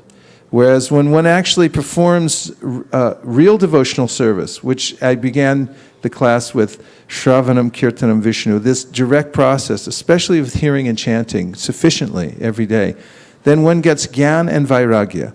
Vasudevi Bhagavati, don't change it yet, Bhakti Yoga Prayojita, Janayat Yashu Vairagyam, Gyanam Chaya Arahaitukam. Just by performing devotional service, one naturally gets knowledge and detachment from the world. They're concomitant. They come from this. And you need both. And you also need to be thoughtful. And that arises from the direct process of devotional service. One can come to this level very quickly through following the authorized process. So Prabhupada continues, he knows that his material condition of life is under the supreme control of the Lord. Consequently, he is not disturbed by all kinds of material reactions, which he considers to be the mercy of the Lord. That's a quintessential point with being equipoised in the material world, is to understand that no matter what comes to me, whether it's suffering or whether it's apparent pleasure in the material world, this is under the control, it's under the regulation of the Lord according to my past karma. And the devotee then takes his hands off the wheel at that point. And Prahlad Maharaj says, Tasyaiva heta prayate kovido nalabhyate yad brahmatam uparyada. Don't be concerned with your karma. It's not up to you. Only concern yourself with the direct process of devotional service, because yes, twindra gopamata vendra mohosa karma bhandaru rupa palabhajanamata noti karmani niradahati kintu chapakti bhajam govindamadi purusham damaham bhajami. Just by worshiping Govinda, you become free from all your karma. He takes it away. And in the process of taking it away, as it's burning itself out, the devotee doesn't mind, because he sees, it's no longer up to me. It's Krishna's taking care of this. Devarshi bhutapna nrinam pitranam nakinkaro nayam rani charajan saravatmanaya sharanam sharanyam gato mukundam parihrita kartam. A part of karma is being a debtor. You spend on a credit card and you get yourself a second mortgage or a home loan, right? Sound familiar? Anyone? Home loan, credit cards, and then you're rich, right? You live in complete opulence and you're very wealthy, correct? Any investment specialists in here? Not correct, right? Because now you're a debtor with interest, right? She knows she's an investment. So it says you accumulate this debt one life after another, one life after another, and then you come into this life. Only way to absolve yourself of this debt is to take shelter of Mukunda. Put yourself at the mercy of the court. Declare bankruptcy. I can't handle it. This debt is no longer, I cannot fulfill this debt no matter how hard I try. This is a good realization to have. And it's up to Krishna now. I just put it all in his hands. That's why he says, Sarvadharman parityaja, mamekam sharanam, put it in my hands. He knows that his material condition of life is under the supreme control of the Lord. Consequently, is not disturbed by all kinds, right on cue, not disturbed by all kinds of material reactions, which he considers to be the mercy of the Lord. And that mentality entitles one to inherit the kingdom of God. That whatever comes to me, I say it's Krishna's mercy. This is meant to purify me. This is borne out in the famous verse in the Bhagavatam. Tate anukampam samikshamano punjana evatma kritam vipakam hridvagva purvir vidadam namaste jiveta yo mukti pade sadhaya bhak. Sadhaya bhak means you become an inheritor. And how is it that you become an inheritor of the kingdom of God? Is that you consider that everything that comes to you is Krishna's mercy. Whatever suffering comes to you in this material world, accept Krishna's mercy upon me. It's a very developed state of consciousness. Just jump back to the purport now. According to the Srimad Bhagavatam, one who knows the supreme absolute truth in three different features, namely Brahman, Paramatma, and the Supreme Personality of God, it is called Tattvavit. What's he called? That's all of you. Otherwise you wouldn't be here. For he knows also his own factual position in relationship with the Supreme. So a couple of practical things is to learn to pray. And the best prayer is the Hare Krishna mantra, but it's not just mindlessly chanting, but chanting with one's heart. If I make a prayer from my heart as I'm chanting the Hare Krishna Mahamantra, I'm calling out to Krishna that I'm helpless. You please engage me in your service. Take me away from the service to the material world in which I'm the servant of bad masters. It's as if I've run away from home and I was taken in to an apparent shelter, but now I'm being abused by bad foster parents. A very sad and unfortunate situation I'm in. So now I'm calling out, please, my real parents, please come take care of me. Please let me be under your shelter. And this is Hare Krishna, Krishna Krishna, Hare Hare, Hare Rama, Rama Rama, Hare Hare. And praying to Krishna, please engage me in your service. This system of direct devotional service, of hearing about Krishna also every day, especially from the Srimad Bhagavatam and the Bhagavad Gita and the Sri Chaitanya Charitamrita and the Nectar Devotion. If one makes a steady diet of these literatures every single day, or is at least on a schedule to finish all of these literatures within a reasonable amount of time, on a regular basis, then one rises above the normal anxieties of the material world because one's intelligence becomes purified and transcendentalized.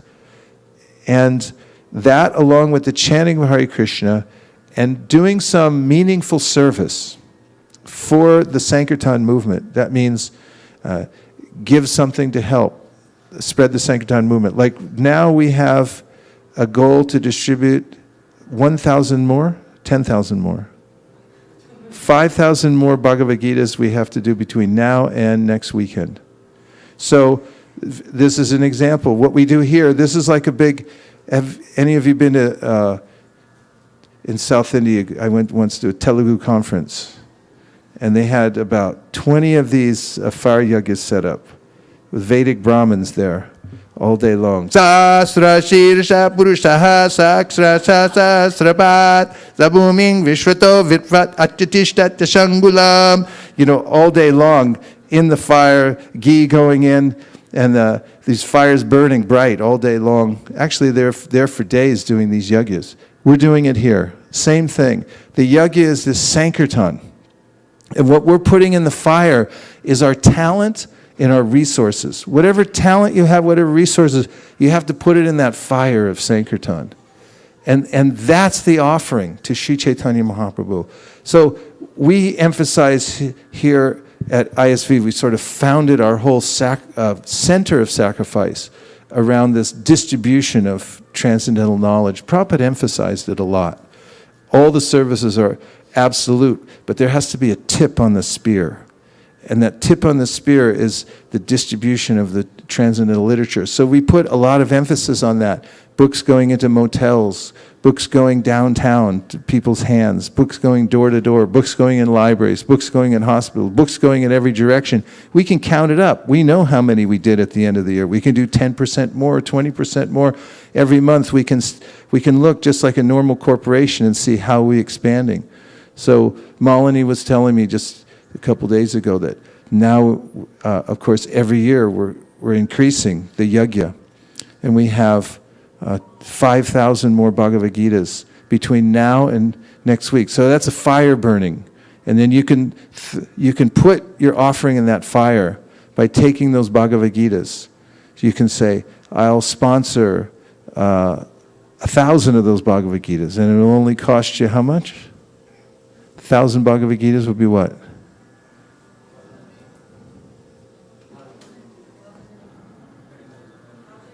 Kitna paisa.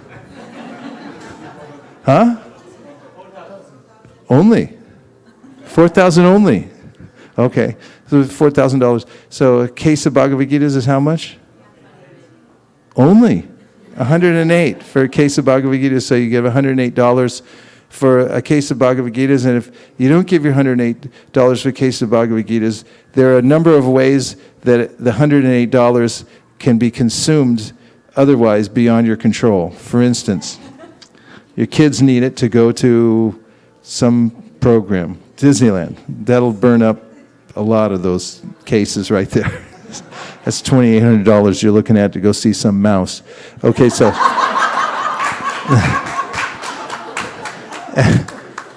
Or, Uncle Sanjay will call you up and say, oh, I need a loan, and then it's like you got to give it because it's Uncle Sanjay. I mean, one way or another, the $108 goes out the door.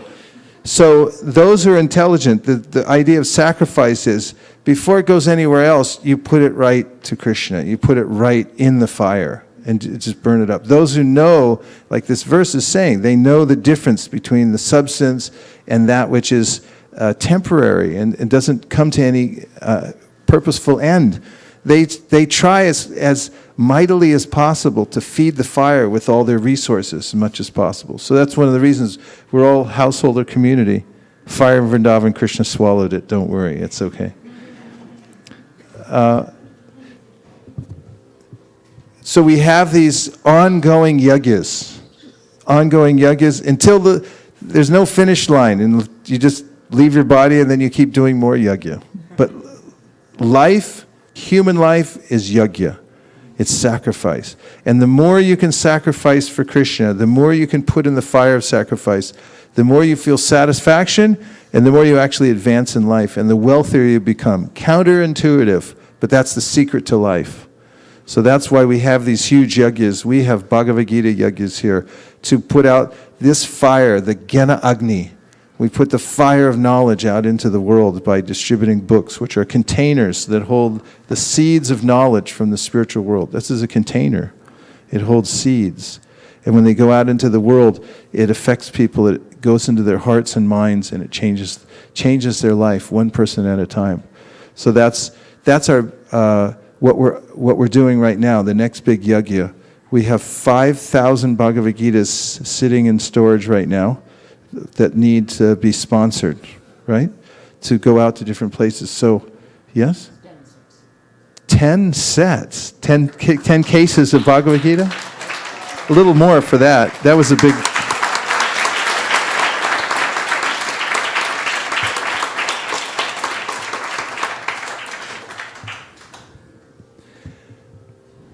Today's Father's Day, so on honor of you, I'll also sponsor one case and one case for my biological father. Oh, thank you very much. Very nice.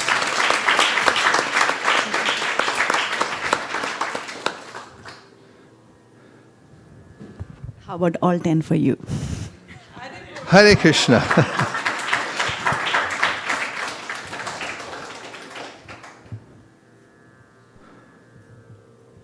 I'd like 5 cases, please.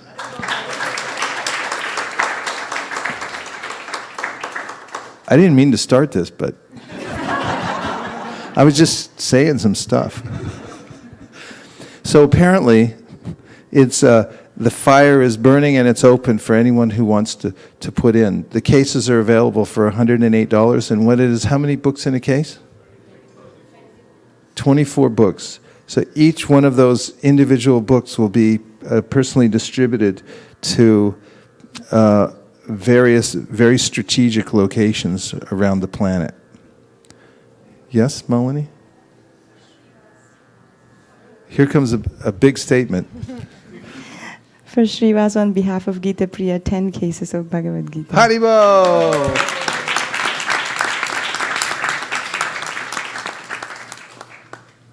Shraddha did 10, Radhakripa did 10. I can't take one. I'm going to do 10. Haribo!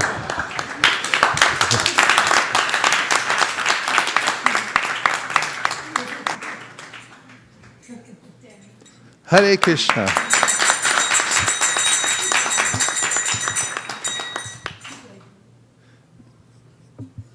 You have the microphone? Yeah. Announce those who are giving. So Reena Mataji gave 10 cases of Bhagavad Gita. Haribo!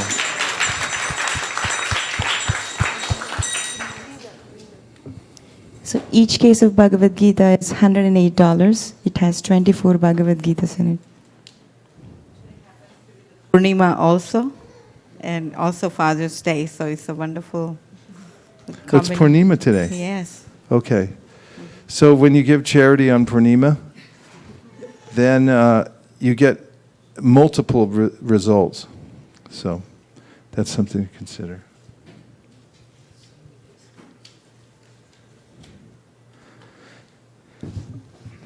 Yes, Bali Mardan Prabhu. 2 cases for Bali Mardan Prabhu.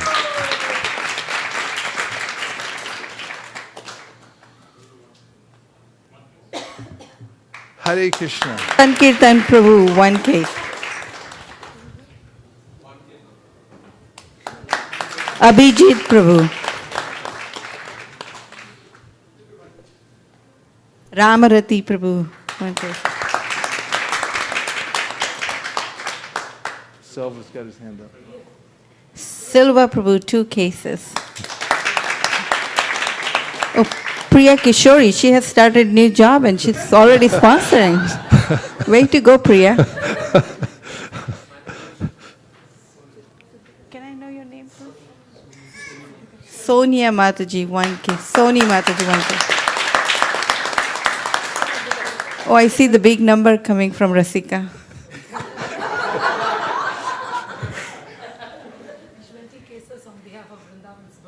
Haribo!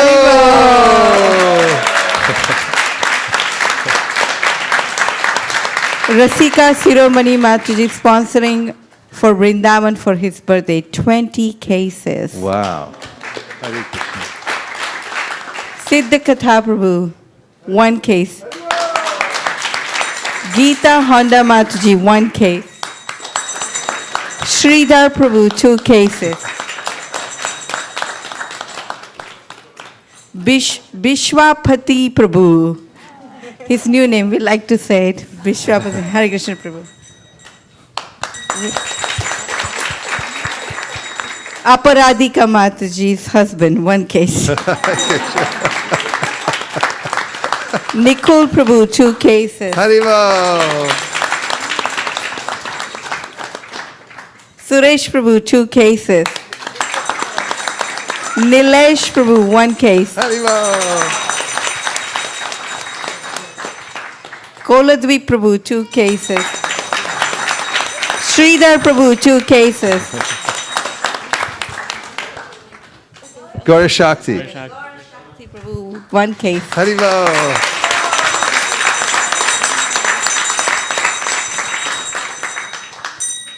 Sundar Prabhu is sponsoring 5 cases, I guess, for Raja.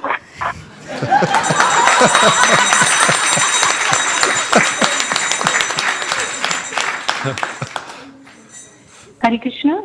Yes, Hare Krishna. Go right ahead.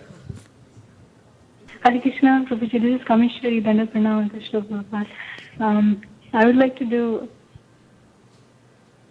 Hare Krishna. Yes, we hear you. We're sitting here with bated breath.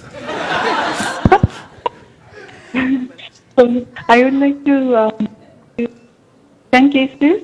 10 cases.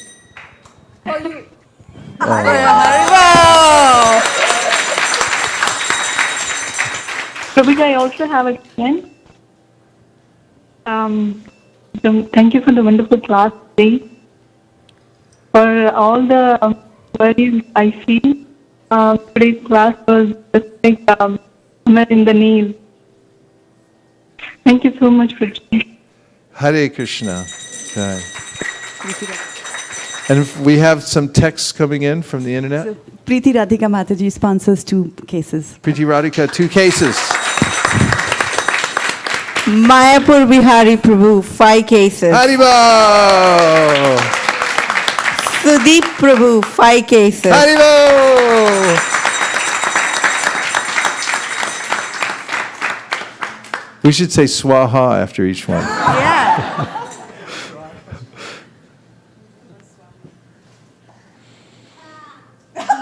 What was that? 10? He said 10? Oh, swaha. Shiva Kumar Prabhu for the Father's Day, 2 cases. Haribo! Swaha. Swaha.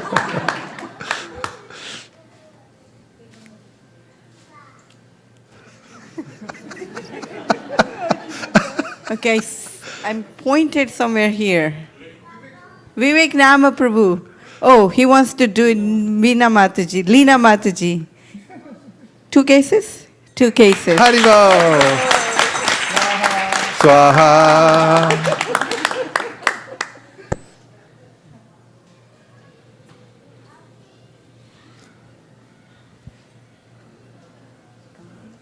Kumari Leela. Bomb.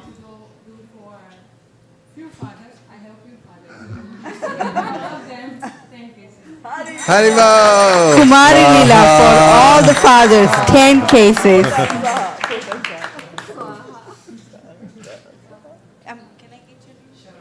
Sharan Prabhu, 2 cases. Haribo.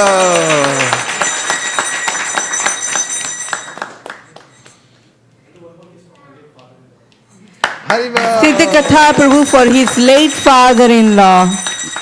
Very nice way to honor your father-in-law today on Father's Day. Very powerful. Swaha.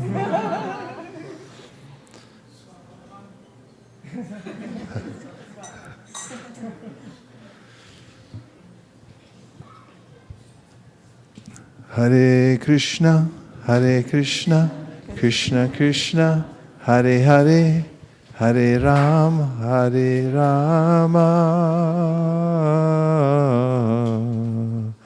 Rama Rama, Hare Hare.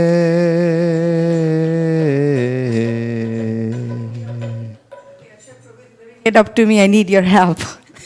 How many cases is leaving it up to me? I think. How about 10 for your mother? Hare Krishna.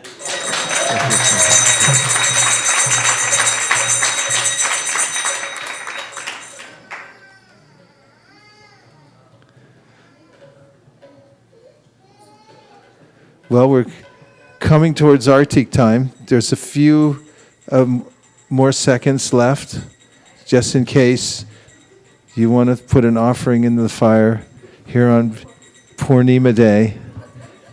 At a good Sandhya also. We're changing into the evening time, and it's just time for Artik. It could be very auspicious. Yes, another text came in.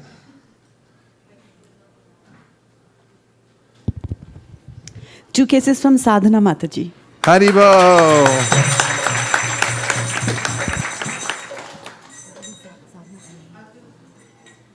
I'll do one case for Ashika Shekhar Prabhu. Haribo.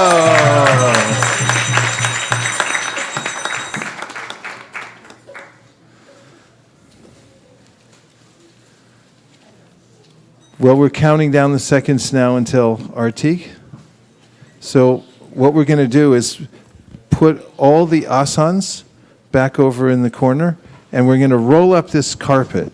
And we'll have plenty of room for anyone who would like to dance, because there's no reason to hold back. You can dance to the rhythm of the holy name. Gaur Premanande Haribo.